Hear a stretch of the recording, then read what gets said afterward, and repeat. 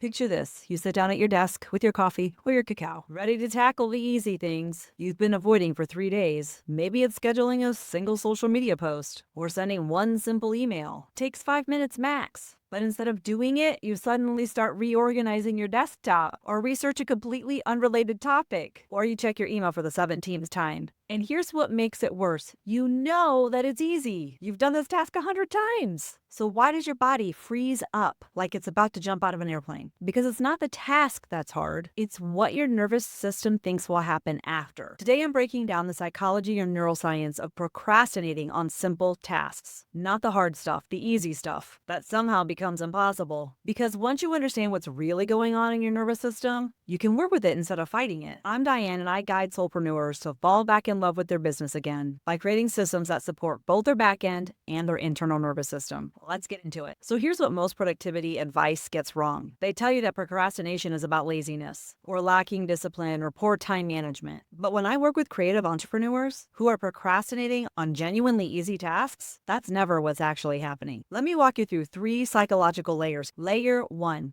Task completion anxiety. Your brain isn't afraid of the task itself. It's afraid of what completing the task means. Because finishing that social media post means you have to show up visibly. Sending that email means somebody might respond, and then you'll have to engage. Psychologists call this completion anxiety, where the task becomes a gateway to something that your nervous system perceives as unsafe. Layer 2, the Zeigarnik Effect in reverse. You might know about the Zeigarnik Effect. I've created videos on it before, how your brain obsesses over unfinished tasks. But here's the twist. Sometimes your brain prefers keeping things unfinished, because as long as it's not done, you don't have to face the outcome.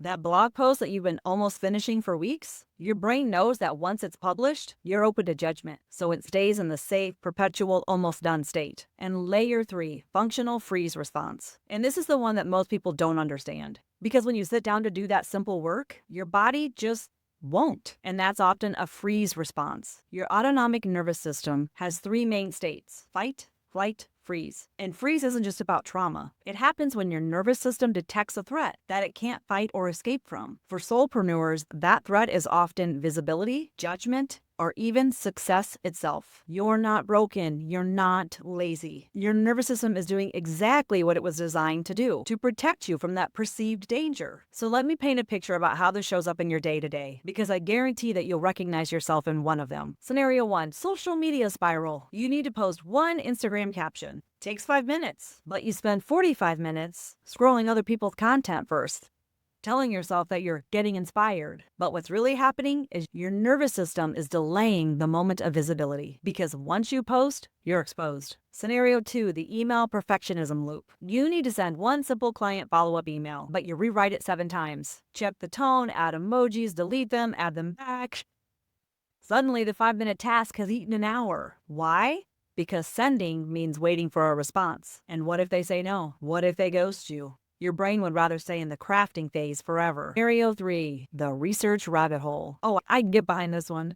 You sit down to update your service page, but first you need to research what everybody else is doing. 3 hours later, you analyze 17 competitor websites, and you haven't written a single word. This is completion anxiety masked as preparation, because as long as you're researching, you're not putting yourself out there. And scenario 4, the productive procrastination. You avoid the easy important task by doing 10 other easy tasks. Your inbox gets to 0, your desktop gets organized, you color code your calendar, everything except the one thing that actually moves your business forward. And here's what's heartbreaking. At the end of the day, you feel both exhausted and guilty. Exhausted because you did work, guilty because you avoided what mattered. If you're realizing that your procrastination is actually a nervous system issue and not a discipline problem, you're going to want to grab my free aligned action matrix. It's a simple tool that helps you identify which tasks trigger your freeze response and how to sequence your work in a way that actually feels safe to your nervous system. The link will be in the description. It takes 2 minutes and it'll shift how you approach your entire to-do list. Now let me show you how to actually work with this instead of against it. So if procrastination on easy tasks is a nervous system issue, traditional willpower won't fix it. You need strategies that address the actual psychological block. Here are 4 techniques that I use with my client. Technique 1, pre-task regulation. Before you attempt the task that you're avoiding, spend 3 minutes regulating your nervous system. This isn't woo-woo, it's neuroscience. Deep breathing, gentle movement, even just putting your hand on your heart and acknowledging this feels scary and that's okay. You're not trying to eliminate the fear. You're just bringing the nervous system out of the freeze state and into a state where action is possible. Technique 2, completion desensitization. Your brain needs evidence that completing tasks won't destroy you. So start ridiculously small. Don't write the newsletter.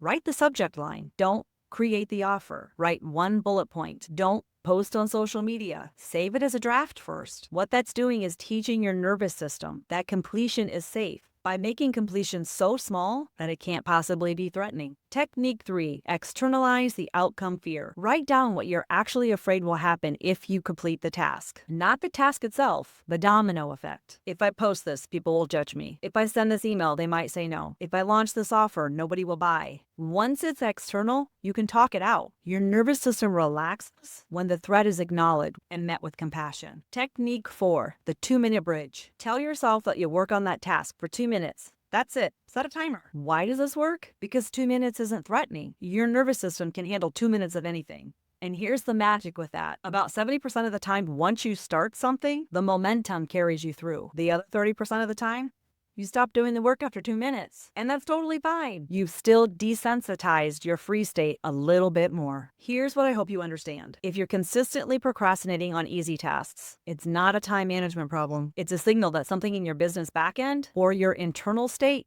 needs support. Maybe your offers aren't clear, so every time you go to talk about them, your nervous system freezes because you don't actually know what you're selling. Maybe your boundaries are porous, so posting on social media feels unsafe because you're afraid of the energy you'll have to manage afterwards. Maybe you're carrying so many open loops that even simple tasks feel overwhelming because your cognitive load is already maxed out. So the truth is, the procrastination is just a symptom. The real work is in creating systems, both internal and external, that make action feel safe. If this resonated with you, if you're realizing that your procrastination is really a nervous system issue trying to protect you, I'm opening up my Strategic Blueprint program. It's where we build the supportive backend systems and the nervous system capacity so you can stop white-knuckling your way through your tasks and start building a business that feels like a sanctuary instead of a battlefield. The link will be in the description. No pressure, just an invitation if this approach speaks to you. And I am curious, what's one easy task that you've been avoiding? Drop it in the comments. No judgment here. Let's normalize that this is a thing. Your nervous system is doing its best to keep you safe. Now let's teach it that growth can be safe too. Stay gold, my friends.